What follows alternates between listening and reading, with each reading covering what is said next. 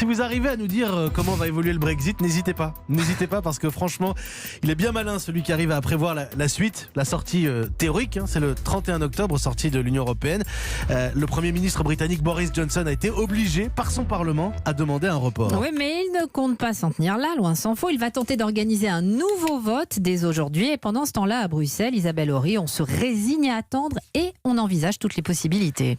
Officiellement, l'Union européenne reste froide et détendue face à la saga londonienne. Hier matin, les représentants des 27 se sont réunis 15 toutes petites minutes à Bruxelles. Ils ont lancé la ratification de l'accord côté européen. Le Parlement de Strasbourg commence d'ailleurs ses travaux aujourd'hui. Le message adressé à la Chambre des communes est sans ambiguïté. Nous, on continue, à vous de voter et ensuite on avisera. En coulisses, bien sûr, c'est plus compliqué et les diplomates se préparent déjà à plusieurs éventualités. Première option, le Parlement britannique réclame du temps pour examiner le texte. Les 27 sont prêts à donner un court délai de quelques jours ou semaines au-delà du 31 octobre.